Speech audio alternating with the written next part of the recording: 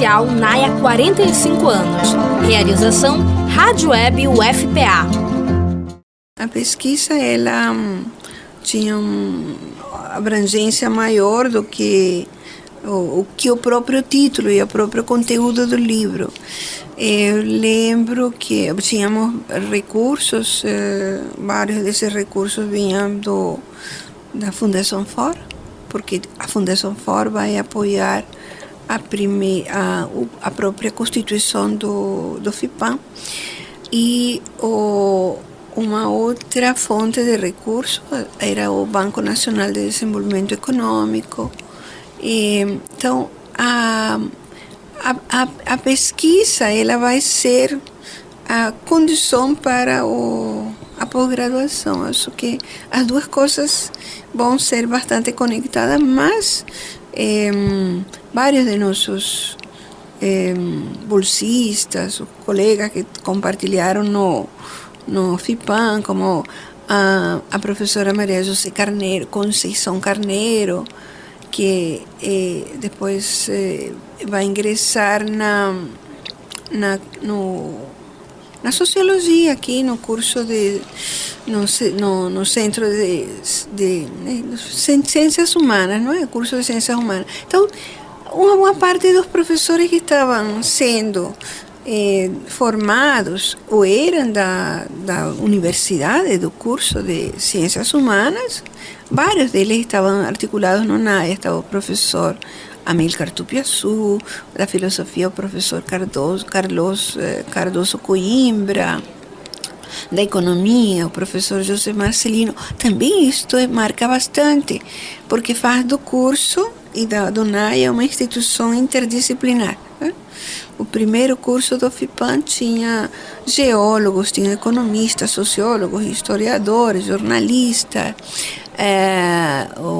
Tinha um colega que eu estimava muito, que se chamava Vasconcelos, que ele era da Manaus, Amazonas, e ele era alguém da área da literatura, muito interessante. Ele participava de grupos literários e eu poderia sim catar todos os nomes dos meus colegas do FIPAM, que depois vão ser professores dos cursos da universidade.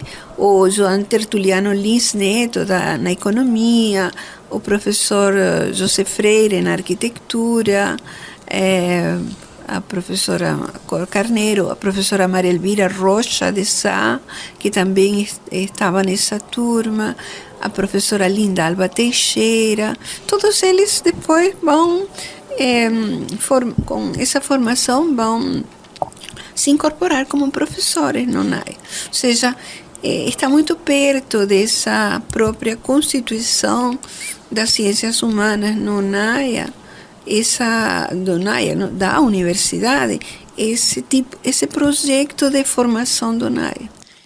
Os desafios em termos de transporte, de comunicação, naquela época eram bastante difíceis. Nós viajávamos e tínhamos esta questão da estrada, uma boa parte não era pavimentada, e tínhamos que passar bastante tempo fazíamos o trabalho de ônibus, não? Saíamos de ônibus, aquilo que faziam todos os migrantes, os viajantes para Brasília, aquela conexão que a Belém Brasília representou.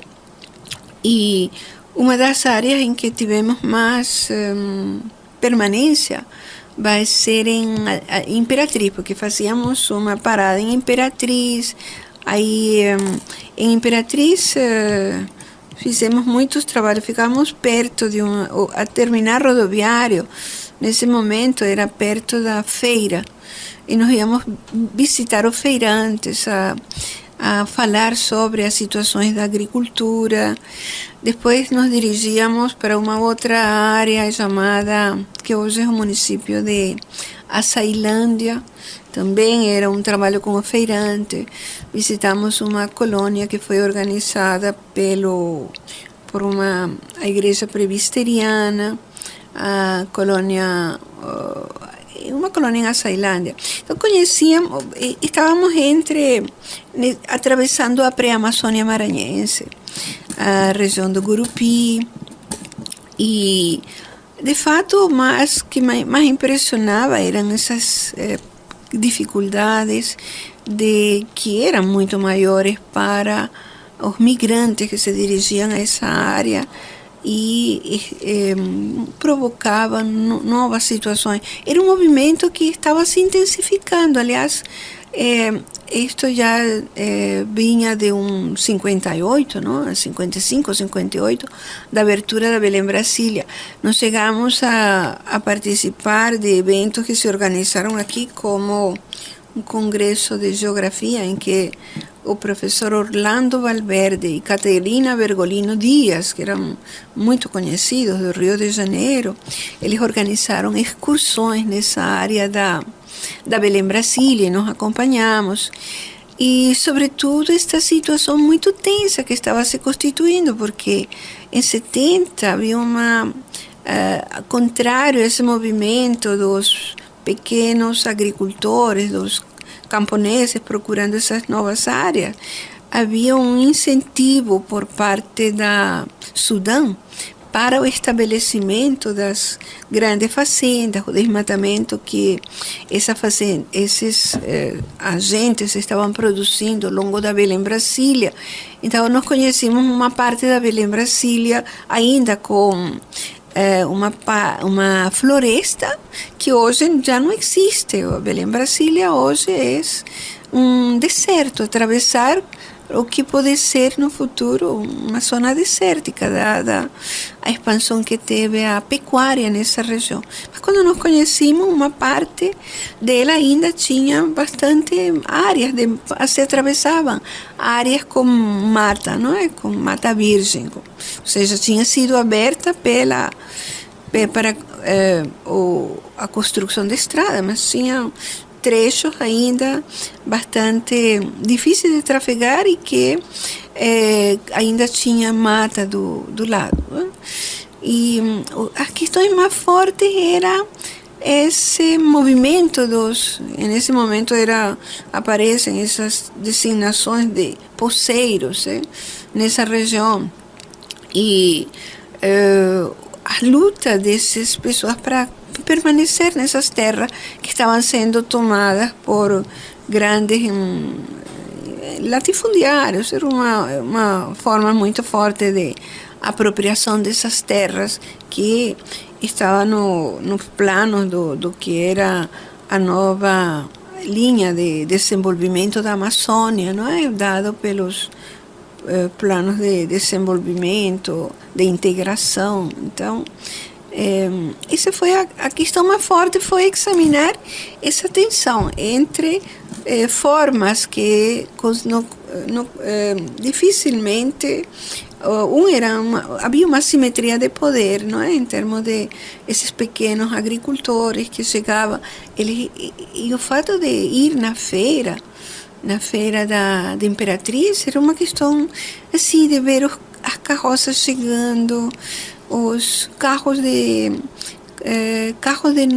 grupos que vinham dos estados do Nordeste, Maranhão, Ceará, para essa região, essa entrada desses grupos que estavam à procura de terras.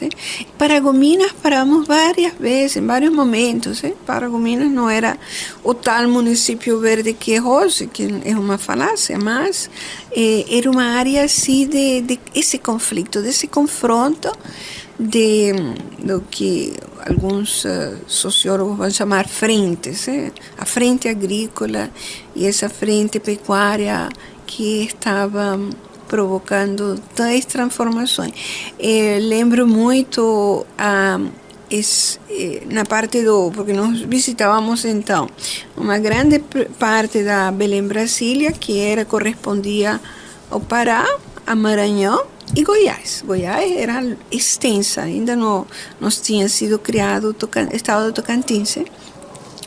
E as áreas de plantio que estava sendo, essa área mais ao sul, ela aparecia com novos projetos como economia risícola, os plantios de arroz, a instalação de empreendimentos de beneficiamento de arroz.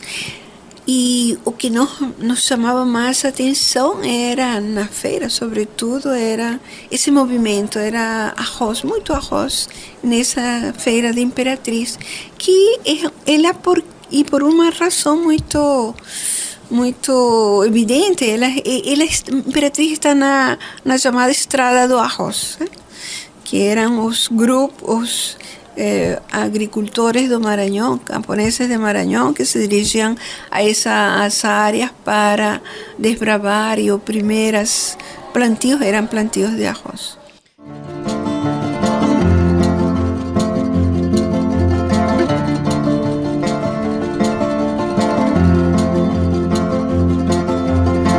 Especial NAIA 45 anos. Realização Rádio Web UFPA.